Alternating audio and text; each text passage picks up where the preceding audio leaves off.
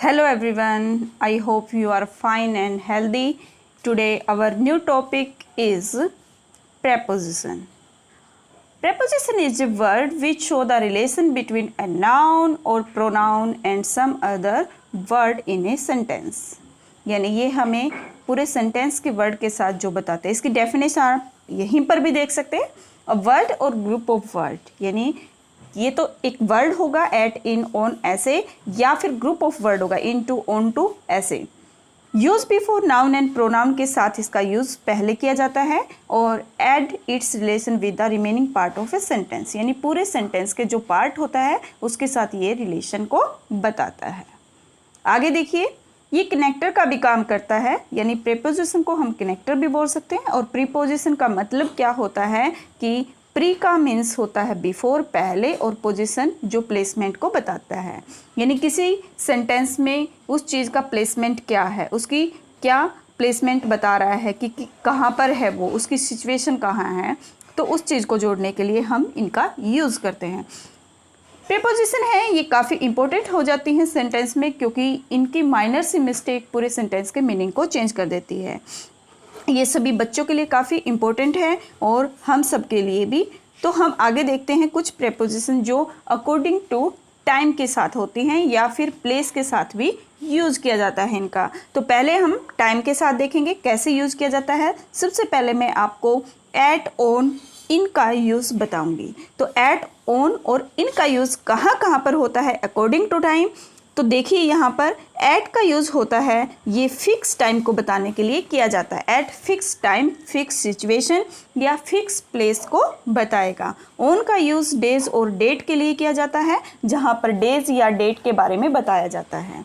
इन का use long period of time या duration बताने के लिए किया जाता है. तो याद रखिएगा, जब बड़े टाइम की बात हो तो इन यूज़ करोगे, फिक्स टाइम एग्जैक्ट टाइम का पता हो तो हमें एट का यूज़ करना है. बाकी डेज और डेट के साथ हम किसका यूज़ करेंगे, ऑन का यूज़ करेंगे.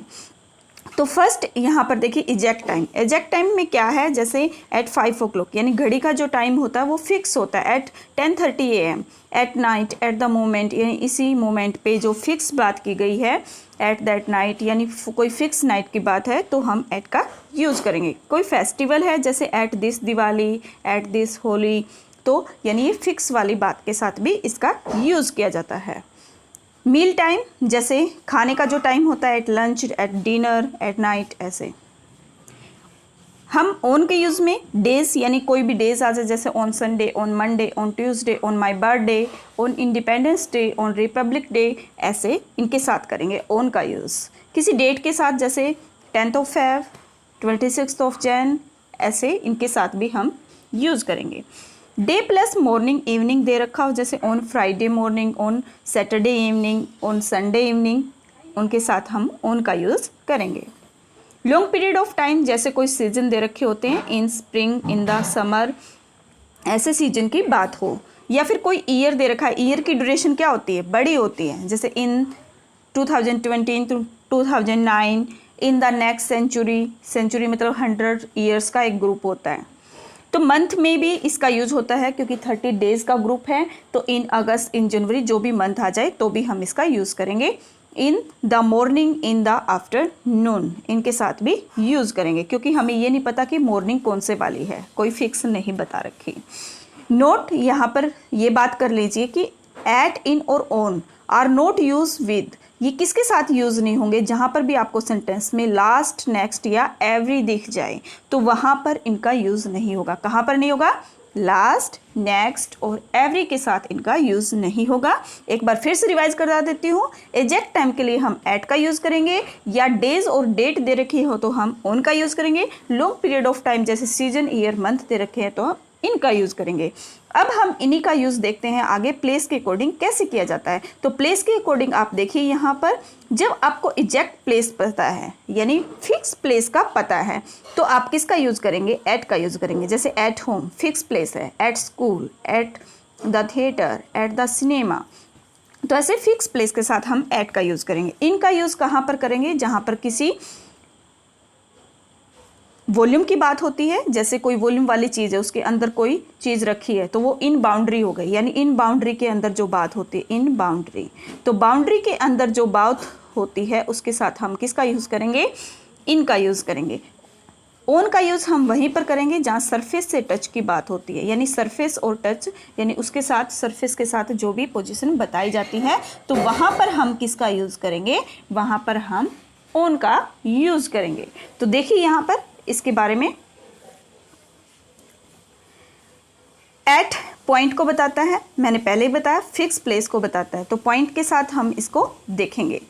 अब देखिए यहाँ पर एट द कॉर्नर, यानी किसी कॉर्नर फिक्स प्लेस की बात है, at the bus stop, at the page number, at the end of the road, at home, यानी फिक्स प्लेस जब आपको पता है कि वो वहीं है तो उसके साथ हम एट का यूज़ करेंगे, जैसे फिक्स टाइम के साथ हमने किया।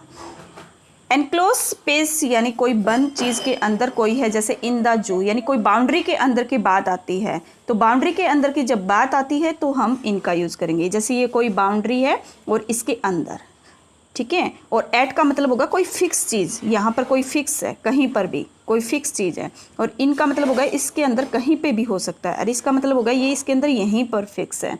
ऑन का मतलब हो गया कि मान लो ये कोई चीज़ है इसके सरफेस पे, यानी यहीं पर, तो ये ऑन का मतलब पता लग गया। ऑन द डोर, यानी दरवाजे पर कोई है, ऑन द फ्लोर, यानी फ्लोर के ऊपर कोई है, और ऑन द कारपेट, कारपेट पर, ऑन अ पेज, पेज के ऊपर, यानी ऐसी कोई सरफेस की बात हो तो हम ऑन का यूज़ करते हैं, क्योंकि दरवाजे के आप अंदर नहीं जा सकते, इन तो लगाएंगे ही नहीं क्योंकि वो सरफेस के अंदर नहीं है, तो आप उसके ऊपर खड़े होते हैं, मतलब उसके पास टच होकर के खड़े होते हैं, सरफेस से टच होकर जो चीज़ें हो उसको हम ऑन के साथ दिखाएंगे। ऐसे ही अगर हमारी चीज़ कोई मूवमेंट में है, जैसे आप दरवाजे से अंदर की तरफ एंटर कर रहे हैं तो आपने सरफेस से यानी बाहर से कहाँ एंटर किया, एक एनक्लोज स्पेस के अंदर, यानी दरवाजे का एनक्लोज रूम है, इन द रूम, तो इनटू बन जाएगा ना वो आपको, तो इन का मतलब हो गया कि आप पहले से वहाँ पर हैं तो इन द रूम हो गया, और जब आप एंटर कर रहे हैं तो उसको बोलते हैं इनटू। किसी चीज़ के अंदर एंटर कर रहे हैं, किसी एनक्लोज सरफेस के अंदर मूवमेंट कर रहे हैं तो आप इनटू का यूज़ करेंगे। जैसे कि एक पॉन्ड है, पॉन्ड के अंदर फ्रॉग ने जंप किया, तो पॉन्ड की एक बाउंड्री है, बाउंड्री के अंदर वो मूवमेंट में गया है तो क्या आ गया, इनटू द पॉन्ड। ऐसे ही इनटू द रूम बोला जाता है, और पहले से है उसके लिए हम इनका यूज़ करते हैं। आगे देखिए, ऑन का यूज़ फिक्स पोजीशन के साथ किया जाता है जो सरफेस का कंटेक्ट बताता है, जैसे snow fell on the hills, hills पर गिर रही है, books are on the table, books कहाँ पर है, टेबल के ऊपर है, तो बर्फ़ गिर रही है उसके सरफेस पे टच हो रही है, बुक्स है वो टेबल के सरफेस को टच कर रही है, इसलिए हमने ऑन का यूज़ किया। ऑन टू का मतलब है मोमेंट में, यानी लेवल को चेंज किया है। मोमेंट में जब लेवल को चेंज करते हैं, जैसे ऑन का आपने यहाँ पर देखिए सरफेस को चेंज किया, ऑन टू मतलब यहाँ से ये उठाकर इस पे रख दिया, यानी सरफेस पे मोमेंट जा रहा है, तो he lifted books on to the table, यानी जब टेबल के ऊपर रख दिया, यानी मूवमेंट करके रख दिया, मान लो ये टेबल है और यहाँ पर ये बुक है, तो इसको मूवमेंट करके फिर यहाँ पहुँचा दिया बुक को, तो ये हो गया ऑन टू, इसमें स्पेस देने की ज़रूरत नहीं है। People climb on to the their roofs, तो पीपल हैं वो चढ़ रहे हैं, मोमेंट में ऊपर जा रहे हैं, सरफेस के ऊपर जा रहे हैं, तो वहाँ पर भी ऑन टू आएगा, ये स्पेस नहीं आएगा यहाँ पर।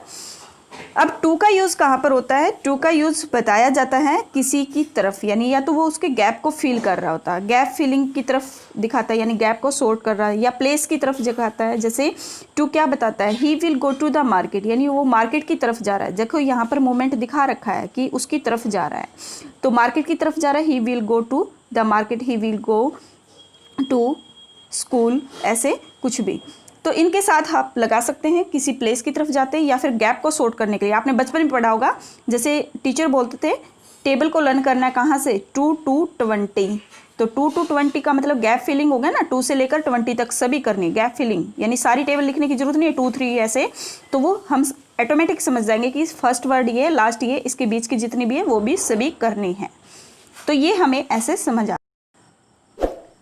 अब हम रिवीजन टाइम करते हैं। रिवीजन टाइम में देखिएगा, तो रिवीजन टाइम में हम कुछ एग्जाम्पल लेते हैं, इनको करके देखेंगे तो हमें पता लग जाएगा कि कहाँ पर किसका कैसे यूज़ करना है।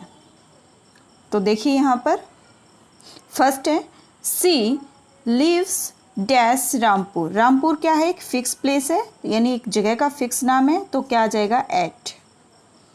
सी lives dash a city. City है यानी एक एरिया है जिसके अंदर वो कहीं पर भी रह सकता है, तो यानी इसमें क्या आएगा? यानी जब किसी एरिया के अंदर की बात होती है तो इन का यूज़ होता है, यानी बाउंड्री एरिया के अंदर की बात है। There is a mole dash your face, यानी फेस के ऊपर क्या है? मोल। मोल क्या होता है? तिल। तो फेस की सरफेस के ऊपर है, इसलिए जब कभी सरफेस के ऊपर की बात थी तो हमने क्या रूल पढ़ा था कि किसका यूज होगा? ओन का।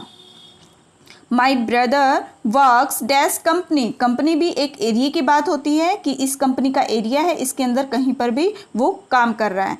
तो काम कर रहा है तो एरिया के अंदर जब काम कर रहा है तो क्या आएगा? इन। यहाँ तक आया समझ?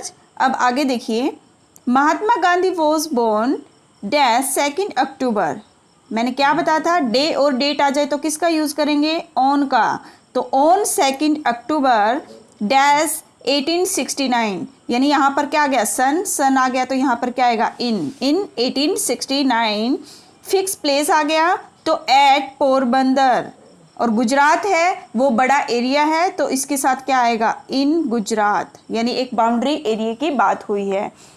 अब आगे देखिए, सी वर्क्स फ्रॉम 9-5, यानी इसको गैप फिलिंग की बात है। जब गैप फिलिंग यानी फर्स्ट और लास्ट डिजिट बता रखा और बीच का गैप फिलिंग करना हो तो हम किसका यूज़ करते हैं? 2 का यूज़ करते हैं, यानी 9 to 5। 9 to 5 AM भी हो सकता है या कोई डेट, जो भी टाइम है देख लेना। ऐसे कुछ भी हो तो जब गैप फिलिंग करनी हो तो 2 का यूज़ किया जाता है। He is lifted box dash the table, तो लिफ्ट करके उसने टेबल के ऊपर रखा है, तो टेबल के ऊपर तक पहुंचाया है, यानी सरफेस को क्या किया है? चेंज किया है। जब सरफेस को मूवमेंट में चेंज किया जाता है तो सरफेस के लिए हम ऑन का यूज़ करते हैं, और मूवमेंट कहीं किसी की तरफ जा रहा है तो 2 का यूज़ करते हैं। तो दोनों साथ हो गए। मूवमेंट में जब किसी सरफेस के ऊपर किया जा रहा है तो किसका यूज़ हो जाएगा? ऑन टू, यानी ऑन टू का हम क्या करेंगे? यहाँ पर यूज़ करेंगे, ऑन टू द टेबल। तो यहाँ पर आपको ये काफ़ी अच्छे से समझ आए। आप खुद भी ऐसे प्रैक्टिस कर सकते हैं जहाँ पर भी आपको प्रीपोजिशन की कुछ भी फिलअप वगैरह जो भी दिखने को मिलते हैं, इनका यूज़ सही करना यही है। आगे भी हम ऐसी ही प्रीपोजिशन को लाते रहेंगे, धीरे धीरे करके आपको ऐसे ही जल्दी जल्दी समझ आ जाएंगी।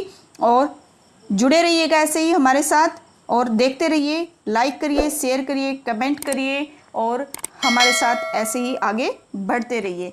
लर्निंग फॉर लाइट आपके लिए है, आपका चैनल है, पढ़ते रहिए। जय हिंद, जय भारत। मिलते हैं अगली वीडियो के साथ।